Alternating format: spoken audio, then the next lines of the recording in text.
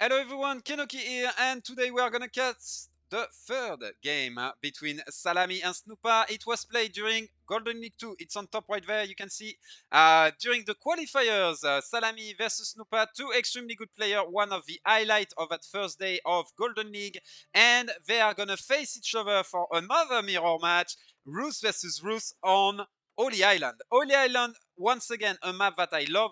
We have seen a lot of hybrid maps into coming into Golden League 2, and I love it because hybrid maps are, in my opinion, like basically they're the apotheosis, the epiphany, whatever words you want. I'm French at first, so I have a ton of French words that come into my mind. I'm not as well versed in English, but you see what I mean. They are basically the best that, in my opinion, Age of Empire has to offer in many ways. And here we can see Rus versus Rus. So Rus versus Rus, very boomy matchup in many ways, especially on water. It's going to be very boomy at first. They can very quickly have big eco on the water. And the thing is, which player is going to try to convert that boom into military first? That's going to be it, because the thing is, like Rus, especially on water map, basically they can build this insane eco extremely fast, but then all that eco can be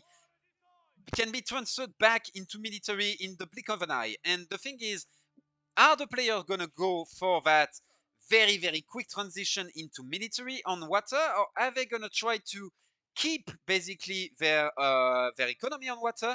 I'm very surprised because I haven't seen a Rus mirror in a while on an hybrid map, and I would like to see what it goes through.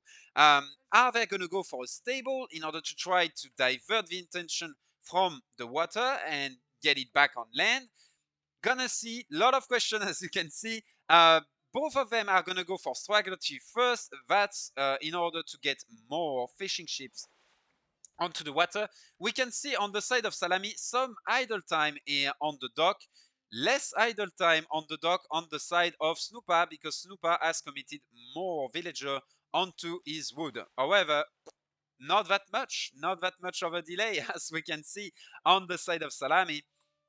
So I guess both players are gonna be very fine. Snoopa, however, is gonna go for his lumber camp here. There you go, very soon. I was expecting it a little bit sooner. Second Lodia fishing ship is gonna come out, and then the third, we're gonna see. Basically, it's a race for the Lodia fishing ships. That's the way to think about it. Which player is getting the most Lodia fishing ships as quickly? We can see that Salami is investing a lot more into food on land, so we can expect Snoopa to have more fishing ship than his opponent. The big thing though is that he's gonna have a slower transition into feudal age. We can see 3 more villagers coming onto wood, so now we can fully expect a lot more fishing ships on the side of Snoopa and a lot less on the side of Salami.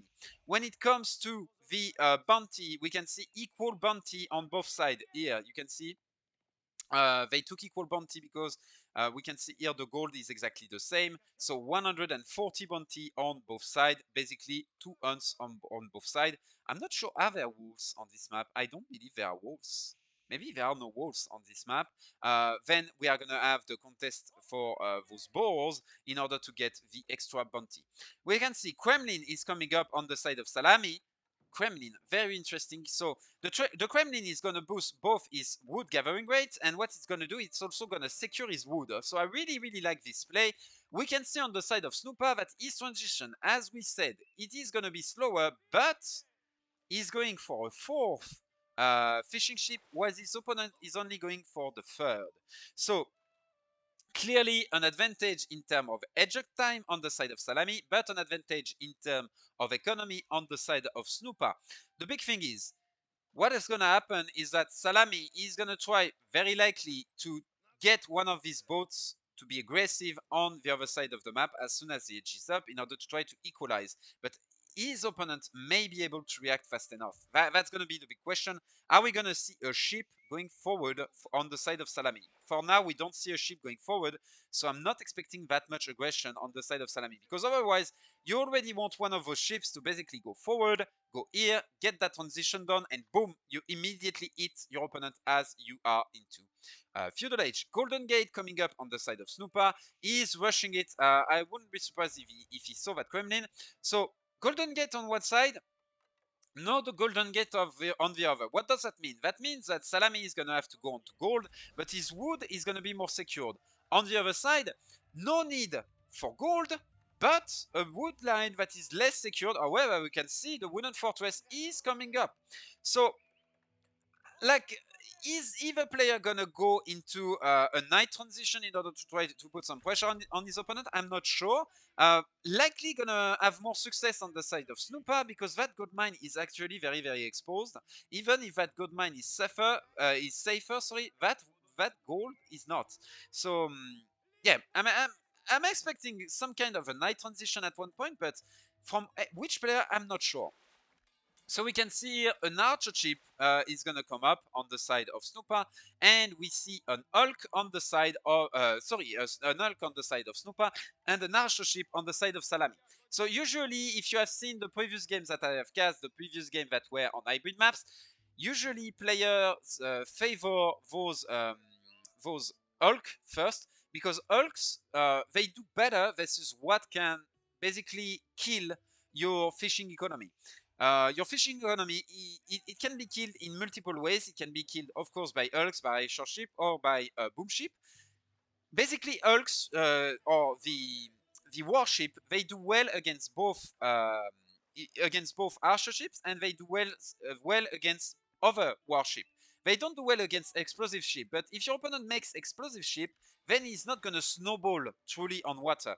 So that's why you often don't see a lot of boom ship very early, because basically they cannot snowball. Even if you deal damage, you cannot snowball on that damage, because then you have no ship on the sea. You see what I mean? So usually they are more used in order to counter attack, in order to defend, at least at first, and then when you have enough ship, sure, you can spam boom ship, of course. So the fishing ship count has been equalized. We have 5 fishing ship on both sides, and now we are gonna see that full training basically on both sides. I like to see this by Szalami, this forward dock. I wouldn't be surprised if he goes for a little bit of stone just in order to get the emplacement, and I would love to see a transport ship here in order to go on that side, throw 1 or 2 docks here, and go for 2 more emplacements. I wonder if that's something that we are going to see at one point. I wouldn't be surprised. That's the thing. So both player massing, none of them is truly trying to commit into an attack yet, and we don't see any kind. There you go. There you go. That's my boy. We see a knight being trained by Szalami. So Szalami is gonna try to do a 2-pronged attack, basically, both on water and both on land, which I find very, very interesting. We can see the dock creep is starting on the side of Szalami. Once again, I love this kind of play, especially with placement. The big thing is, does he have enough? Does he have enough at that point? He's going to retreat here with the villager. Very, very good play. Does he have enough? I'm not sure. However, he has so much more production than his opponent. I wouldn't be surprised if he will have enough in the very near future. The first knight is out. Is he going to wait for a second knight? Once again, I wouldn't be surprised. And we can see the fight is starting on the water. So Szalami, the big thing is that Hulk is expensive. He wants to push as that Hulk is gonna come out, or otherwise he's gonna just lose that Hulk for free. Is he gonna just suicide that Hulk? Is he gonna go for the man the sails? Nope, that Hulk is gonna be unscathed, almost. Okay, so good. No targeting on the side of Snoopa. That dock is gonna go down. A dock is being replaced at the back. Szalami choose not to fight here, probably because you cannot go for the stable and the defense on the water, so he's gonna basically give up a little bit of water, try to defend as much as possible, while he's building up his knight count to go for a big attack. You can see that he's waiting to have a bit more knights before he's diving in, and I think that's a very smart play, to wait for those knights to build up. However, we can see his opponent is going for a defensive play. Has he scouted it? I'm not sure.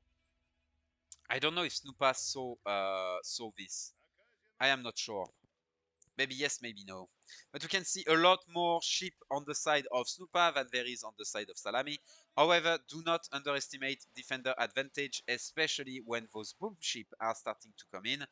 You can have 3 boom ship coming out, suddenly you rush into your opponent's navy and you deal ton of damage. Okay, so Szalami is preparing basically a land transition here. We can see with an archery range. Those knights are going to start to moving. And yes, it was seen. So that's it. It was seen. Probably going to cancel this on the side of Szalami. And we are going to try to go into some damage in the opponent base. At the same time, the fight is breaking up on the water. Very, very interesting. Those boomshing just posturing for now. Just posturing. The knights trying to deal some damage. The pikeman is going to go down. And now the damage is going to start to pile up. So that's the second ville. That's going to be the third ville. And that's going to be the 4 villagers. Maybe the 5th. 5 villagers. No, not yet. 5 villagers. 6 villagers is going to go down. That's it. The damage is starting to pile up. Meanwhile, on the water, some trades are going up. Sure, he's losing 2 fishing ships here. Only one, sorry. He's losing a fishing ship here, but that's more damage. That's a lot more damage here that has been done. At least at the moment, we can see Snoopa is a lot behind in terms of the production count. A lot of ships on the side of Szalami. And the boom ship, all the boom ship have been used on the side of Snoopa. So with no boom ship, that military, that navy is a lot scarier, of course, because you need boom ship in order to equalize it. So we can see the knights still rampaging into the wood line of his opponent. And that's exactly what I was mentioning before. I was expecting some kind of knight transition because a few knights can do a ton of damage to the economy of your opponent. A ton of damage. And we can see here, sure, that knight transition is not free, but now he has idled the economy of his opponent. The wood economy of his opponent has been killed, and like that's going to be really hard for Snoopa to come back into this game. Thank you, Ineru, by the way, for the follow. Very, very welcome. Feel free if you have some feedback into the chat. But there you go. The attack is going to come out from Snoopa. Snoopa is going to try to basically counterattack, but I don't think it's going to work because there are boom ship on one side and there are no boom ship on the other. And really, boom ship are going to dictate what happens into those fights. We can see that Szalami is working towards a castle edge transition slowly but surely behind this. I'm not sure. He's going to stop his attack onto the land as he fortified the front. Yes, he has fortified the front. Very good. That's what I was looking to say because very often when you force a reaction on lane from your opponent, he's going to train units and then he can use those units aggressively. Remember. There you go. The fight is going to happen on the water. The boom ship are being prepared at the back. He doesn't need the boom ship yet. He's going to wait for his opponent to commit a little bit more. The boom ship are coming in right now. And we can see the focus on the archer ship. The boom ship coming behind. It's going to be really hard to focus on boom ship. We can expect a huge connection here. Oh, good targeting here by Snoopa. Targeting one, then a second one of the boom ship. But the boom ship are going to connect. Boom! There you go. That's a massacre there. We can see a lot of those warships are extremely low on life on the side of Snoopa. 10 remaining, 12 on the other side for Szalami. And I think Szalami won this engagement because you can see more and more ships are gonna get sunk on the side of Snoopa. That's difficult. It hurts for Snoopa. However, be careful, Szalami, because Snoopa is going to regain the defender advantage as he's closing to his docks. He's going to have some of that inning coming through.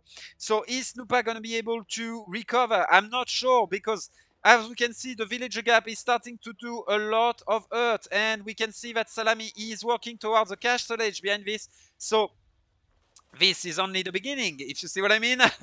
This is only the beginning. And Szalami is keeping under pressure. He is now denying the food economy of his opponent. More boom ship coming in. That's going to do huge damage. Big connections. 2 connections. A third connection. Is that one going to connect? Yes. Yes, it will. It will connect. Huge damage. Boom. 3 ship going down. The dock is being also targeted. And we can see now that the navy of his opponent is basically down. 2 more boom ship. 3 ship are going to go down as well. Damn, what a micro by Szalami. At the same time, we can see Snoopa trying to go for a counter-attack, but it's already too late.